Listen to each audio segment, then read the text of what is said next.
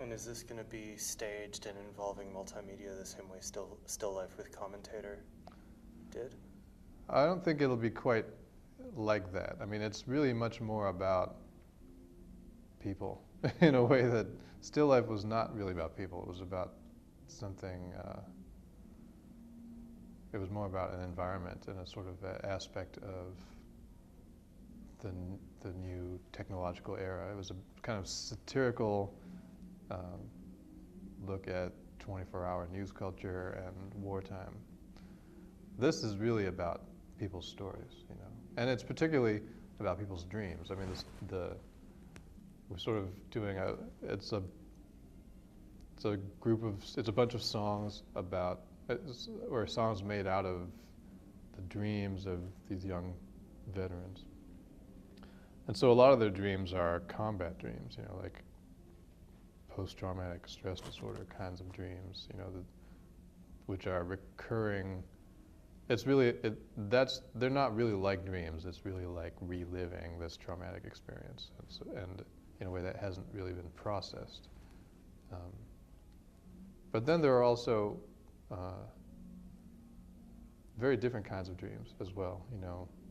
We wanted to focus on dream narratives because that sort of is something that everyone has in common at some level, except for the combat kinds of dreams. So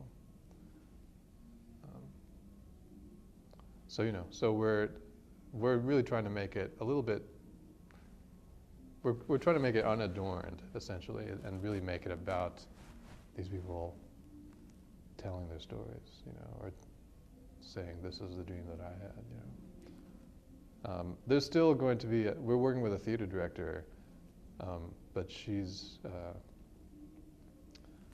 know, it's not to create some over-the-top staging or anything. It's actually more to just kind of help us tell the stories. Cool. I look forward to that project getting finished. Thanks. On yet another note, and this is kind of a more somber and sad note, the saxophonist Fred Anderson passed away yesterday, and I actually heard about it from you on Twitter. Oh, really? Okay. And you mentioned apprenticing with older musicians in your development, and the first time I had actually seen your name was with Roscoe Mitchell in the Note Factory, and you do seem to have this very strong link to the Chicago, for lack of a better term, avant-garde. Roscoe and Muhal Richard Abrams and Fred Anderson. I was wondering if you could speak specifically about your relationship with Fred, but also more generally with that school of Chicago musicians. Well, I actually didn't know Fred very well. I'd met him a few times, but I'd never had any extended dealings with him. In a way, the closest I got to him was when I produced Martina Roberts' album, The Chicago Project, which also involved some duets she did with him. So that was, it was nice to just sit with his sound for a while, you know, and hear his way of creating, you know. But, you know, more to the point, so last night I saw Muhal Richard Abrams give a solo performance as part of the Vision Festival in New York City. And actually this year the Vision Festival is honoring Muhal for a lifetime of achievement, you know. But the AACM is something that he and Fred started together. And so that relationship goes back, you know, 40, 50 years. So that was a really profound experience, seeing Mr. Abrams. You know, he dedicated the set to Fred and to his memory. And he was you could hear him in the music, you know. There was something very, how should I say? I mean, there was an energy in the music that I would associate with Fred. In general, I guess the way things have gone and how my career ended up taking shape, or not even my career, but my artistic life. Career is something sort of secondary to that. But for some reason, I wound up working with a lot of folks from Chicago. I mean, it started with Steve Coleman, actually, and I worked with him for 6 years in and out of his different ensembles in the late 90s. And then not long after I moved to New York, well, actually, it was in 2000. It was in the year 2000. I got a call from Roscoe, and that was, you know, I was to be a last-minute replacement for Matthew Shipp in a quintet tour that Roscoe was doing. And I had come to know George Lewis very well when I was on the West Coast. He was he was an advisor to me, and also he played on my first album in '95, and he did so much for me. You know, he still does. I know I'm still in contact with him all the time. He's in New York now, and he kind of helped plug me into that network, I would say, because he recommended me to Wadada, and then they both recommended me to Roscoe, and so then I had the opportunity to work with all of them, you know, and that's been its own education, because those guys really came at music.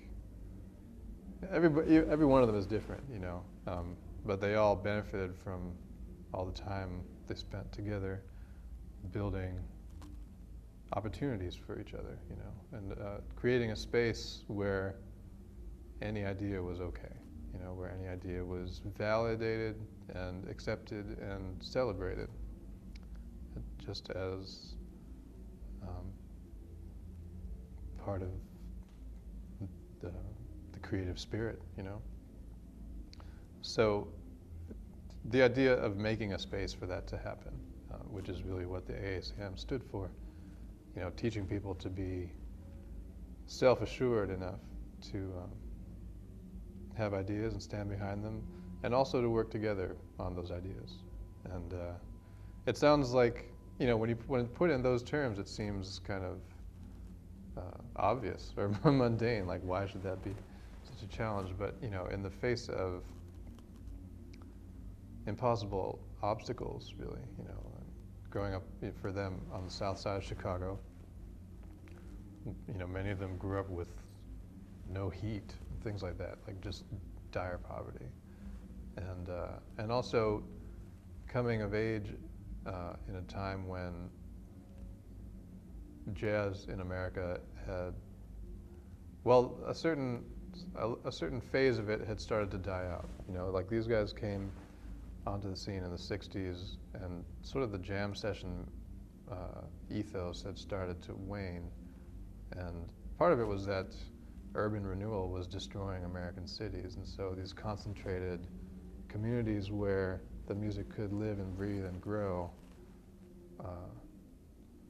were, you know, those communities were being sort of destroyed, basically.